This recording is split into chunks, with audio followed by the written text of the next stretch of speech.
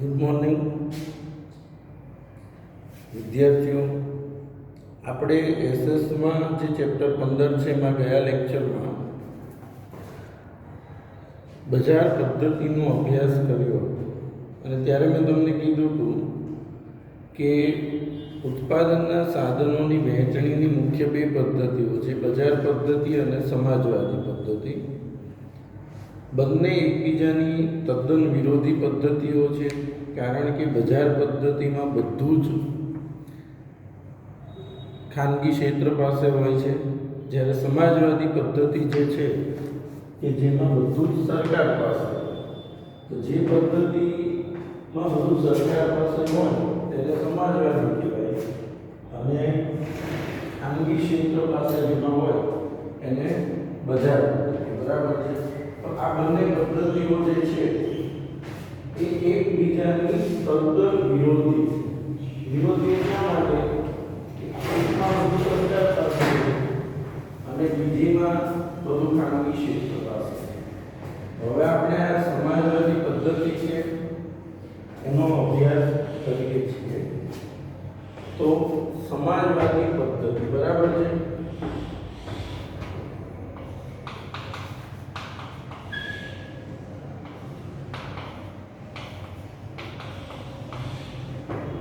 સમાજવાદી પદ્ધતિ તો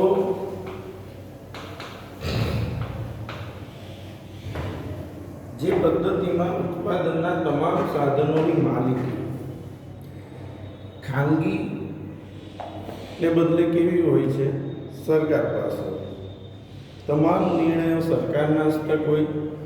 કઈ વસ્તુનું ઉત્પાદન કરવું, કેટલા પ્રમાણમાં કરવું, કઈ રીતે કરવું, કઈ વસ્તુનું ઉત્પાદન ન કરવું, આ બધું સરકાર દ્વારા નિર્ણયો લેવામાં આવે છે. બરાબર છે. તો જો બધા ટેક્સ્ટબુક પેજ નંબર 125. બજાર પદ્ધતિની અનેક ખામીઓ તથા નિષ્ફળતાના પરિણામે સમાજવાદી પદ્ધતિનો ઉદ્ભવ થયો. રશિયા અને ચીન જેવા દેશો સમાજવાદી પદ્ધતિ અપનાવીને રશિયા અને ચીન જેવા દેશોએ આ પદ્ધતિ અપનાવી ઝડપથી આર્થિક વિકાસ હાંસલ કર્યો હતો. સમાજવાદી આર્થિક પદ્ધતિ એ બજાર પદ્ધતિથી તદ્દન વિરોધી છે. બજાર પદ્ધતિની આ તદ્દન શું છે? વિરોધી. સમાજવાદી આર્થિક પદ્ધતિમાં બધા જ આર્થિક નિર્ણયો રાજ્યતંત્ર દ્વારા લેવામાં આવે છે. બરાબર છે. નિર્ણયો કોણ લે છે આમાં? રાજ્યતંત્ર એટલે સરકાર દ્વારા લેવામાં આવે છે. બરાબર. આ પદ્ધતિમાં સમગ્ર અર્થતંત્રનું સંચાલન રાજ્ય દ્વારા થાય છે. આખા અર્થતંત્રનું સંચાલન પણ કોણ કરે છે? રાજ્ય સરકાર દ્વારા સંચાલન કરવામાં આવે છે. ઉત્પાદન, મૂડીરોકાણ, સાધનોની ફાળવણી, પછી ઉત્પાદન કરવાનું તો સરકાર કરે. જેટલા પણ દેશની અંદર ખેતરો છે તે બધા ખેતરો છે ભલે ખાનગી માલિકીના, પણ એમાં કઈ વસ્તુનું કેટલા પ્રમાણમાં ઉત્પાદન કરવું એ બધું સરકાર કરે. એટલે બધી જ જગ્યાએ બધું સરકાર પાસે હોય છે. ઉત્પાદન, મૂડીરોકાણ, સાધનોની ફાળવણી, ઉત્પાદનની વહેંચણી વગેરે સમાજની જરૂરિયાતને ધ્યાનમાં રાખીને રાજ્ય દ્વારા કરવામાં આવે છે. અને ઉત્પાદન સમાજની જરૂરિયાતને ધ્યાનમાં રાખીને, એટલે કે સમાજના લોકો જે વસ્તુની માંગ કરતા હોય એ વસ્તુનું ઉત્પાદન કરવામાં આવે છે. સમાજવાદી પદ્ધતિમાં કેન્દ્ર સ્થાને નફો નહીં પરંતુ સમગ્ર સમાજનું કલ્યાણ આવે છે. આમાં કેન્દ્ર સ્થાને સમાજવાદી પદ્ધતિ જેનો ઉદ્દેશ શું છે? કેન્દ્ર સ્થાને નફો નહીં પણ સમાજનું કલ્યાણ. સમાજ પોતાના કલ્યાણ માટે, પ્રગતિ માટે આ કરે છે. ચીજવસ્તુઓનું ઉત્પાદન અને ભાવ રાજ્ય દ્વારા નક્કી થાય છે. રાજ્યોએ નક્કી કરેલા ઉત્પાદનના લક્ષ્યાંકોને સિદ્ધ કરવાની જવાબદારી રાજ્ય સંચાલિત કારખાનાઓની હોય છે. રાજ્યોએ નક્કી કરેલા ઉત્પાદનના લક્ષ્યાંકોને સિદ્ધ કરવાની જવાબદારી રાજ્ય સંચાલિત કારખાનાઓની હોય છે. ખેતી પણ રાજ્યની માલિકીની હોય છે. શ્રમિકો તેમને શ્રમિકોને તેમના ક્ષમતા મુજબ વેતન આપવા તે મુજબ કામ લેવા માટે ખેતી પણ રાજ્યની માલિકીની હોય અને શ્રમિકો પાસેથી એમની જે ક્ષમતા હોય એ પ્રમાણે કામ લેવા માટે જે વ્યક્તિની જેટલી કામ કરવાની ક્ષમતા એ પ્રમાણે એની પાસેથી કામ કરાવવામાં આવે છે. હવે આના લક્ષણો જોઈએ તો સમાજવાદી પદ્ધતિના લક્ષણો.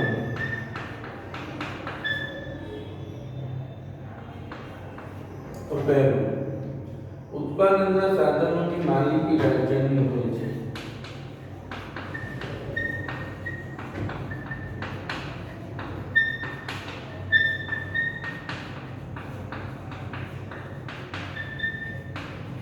એટલે કે સરકાર. બીજું, બધા જ નિર્ણયો રાજ્ય દ્વારા લેવામાં આવે છે. નિર્ણય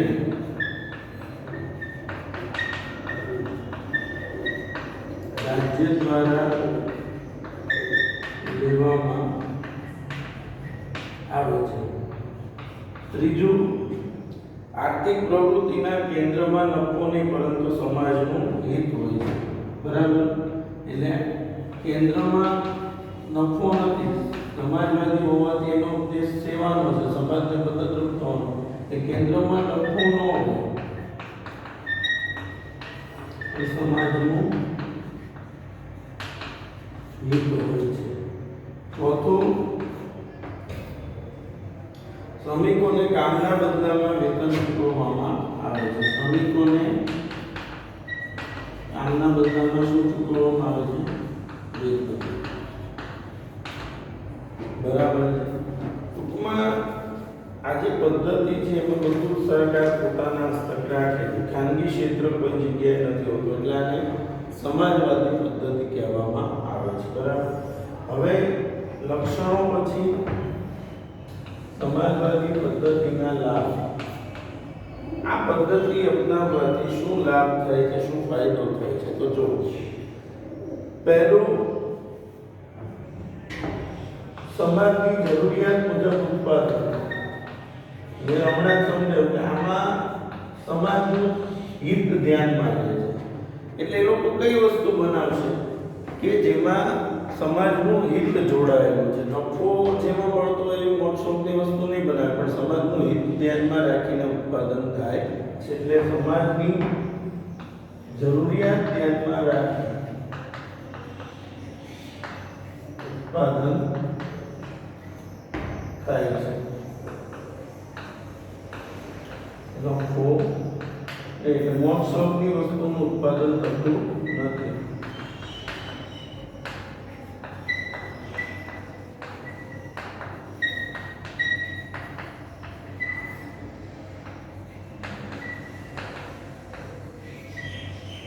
થાય પણ કેવું જરૂરિયાત વસ્તુ, વધારે કઈ વસ્તુ બને? સમાજની જરૂરિયાતની વસ્તુઓ. બીજું, આ પદ્ધતિના ઉત્પાદનના નિર્ણયો રાજ્ય દ્વારા લેવાના હોવાથી કુદરતી સંપત્તિનો દુર્વ્યય થતો નથી. તમે આમ જુઓ ને તો બજાર પદ્ધતિની જે મર્યાદાઓ હતી એ આના ફાયદામાં આવશે અને આને પેલાની જે ફાયદા હતા એની મર્યાદાઓ બનશે.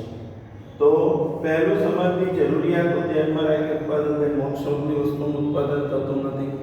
બીજું, કુદરતી સંપત્તિનો બગાડ થતો નથી, કારણ કે સમાજવાદી પદ્ધતિ હોવાથી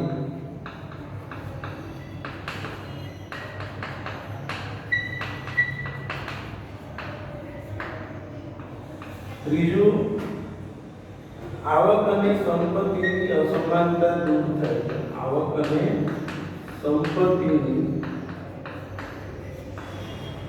અસમાનતા.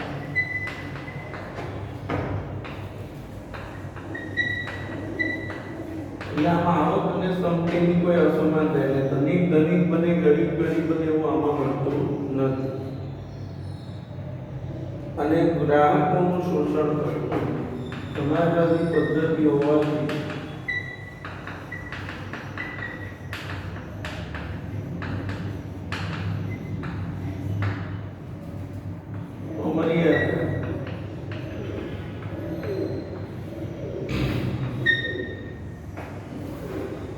સમાન વહેંચણી અને સામાજિક કલ્યાણના ઉમદા ધ્યેય સાથે અમલમાં આવેલી સમાજવાદી પદ્ધતિમાં પણ કેટલીક ખામીઓ છે જે નીચે મુજબ છે. પહેલું, ઉત્પાદનના સાધનોની માલિકી રાજ્યની હોવાથી ઉત્પાદન વધારવા માટે પ્રોત્સાહન મળતું નથી. એનું તો માલિકી રાજ્યની.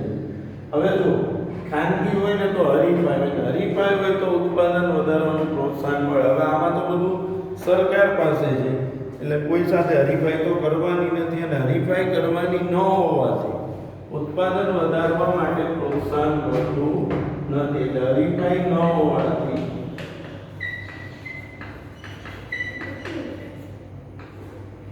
ઉત્પાદન વધારવા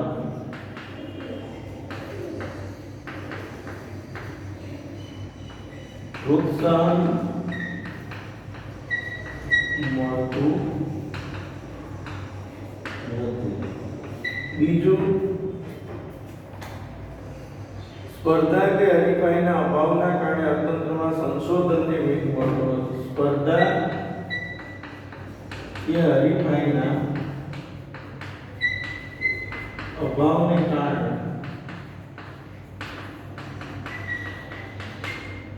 જ્યાં હરીફાઈ ન હોય ત્યાં નવું સંશોધન નથી.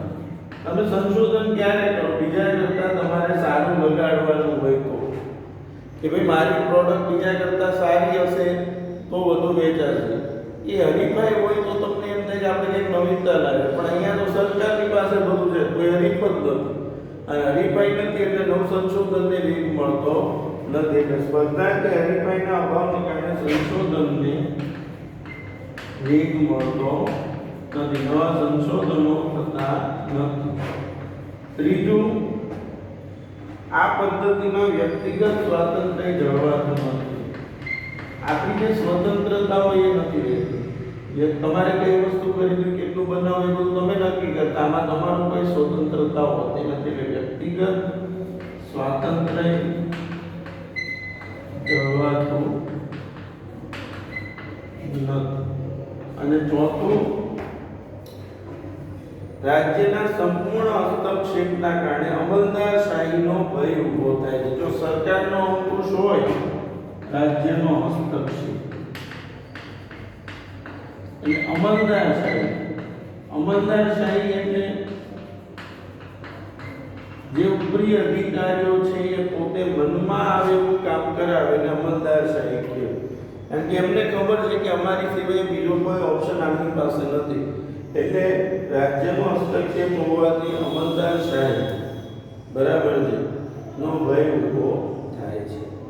હવે આપણે જે ટોપિક શીખવાનો છે બેટા, છેલ્લો ટોપિક ચેપ્ટરનો મિશ્ર અર્થતંત્ર. હું તમને મિશ્ર અર્થતંત્ર શું છે એ સમજાવું. પહેલા તો જો આપણે બે પદ્ધતિઓ જોઈ, એક સમાજવાદી પદ્ધતિ અને બીજું બજાર પદ્ધતિ.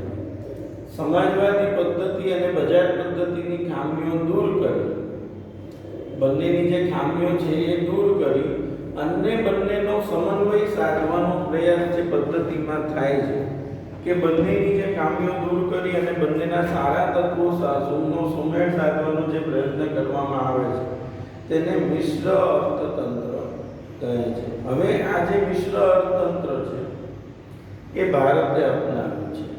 કારણ કે આ પદ્ધતિ છે, જે બંને પદ્ધતિ જો એકમાં ખાનગીનું વર્ચસ્વ તો એકમાં બધું સરકાર પાસે, બરાબર.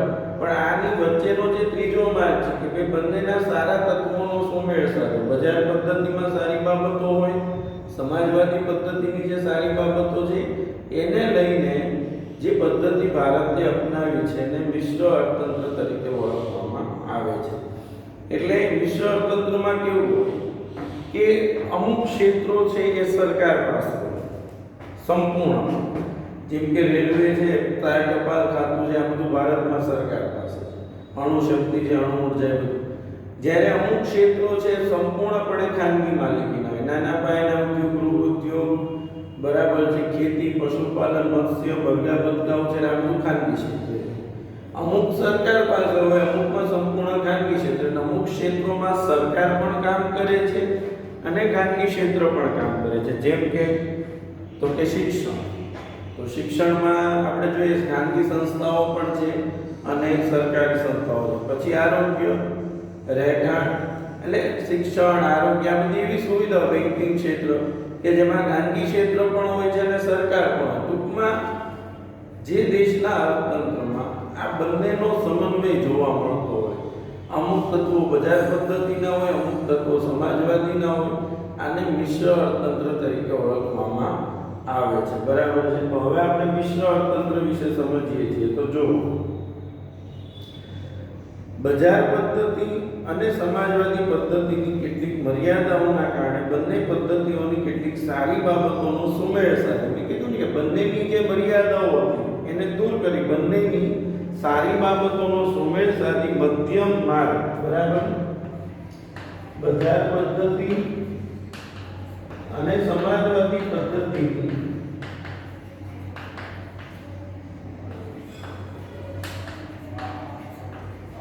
ખામીઓ દૂર કરી બંનેના સારા તત્વોનો સુમેળ સાથે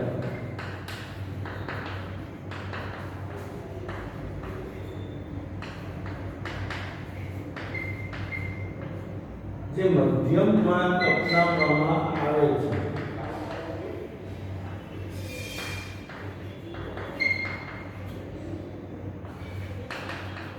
તેને મિશ્ર અર્થતંત્ર કહે છે. બંનેની ખામીઓ દૂર કરી બંનેના સારા તત્વોનો સુમેળ સાધી જે મધ્યમ માર્ગ અપનાવે તેને મિશ્ર અર્થતંત્ર કહે છે. હવે મિશ્ર અર્થતંત્ર એટલે એવી આર્થિક પદ્ધતિ કે જેમાં જાહેર અને ખાનગી ક્ષેત્રનું સહ અસ્તિત્વ હોય, જાહેર ક્ષેત્ર પણ હોય અને ખાનગી ક્ષેત્ર પણ હોય, અને આ બંને ક્ષેત્રો એકબીજાના હરીફ તરીકે નહીં. જો ખાનગી અને જાહેર ક્ષેત્રનું સહ અસ્તિત્વ હોય, બંને હરીફાઈ નથી કરવાની, પણ બંને સાથે મળીને કામ કરવાનું છે, પરંતુ પૂરક બનીને કામ કરતા હોય. આ પદ્ધતિમાં ખાનગી વિભાગમાં મેં પહેલા જ કહી દીધું, ખાનગી ક્ષેત્રમાં શું હોય છે તો કે ખેતી, વ્યાપાર, નાના પાયાના વપરાશી ઉદ્યોગો વગેરે માલિકી ખાનગી કે વ્યક્તિગત હોય છે.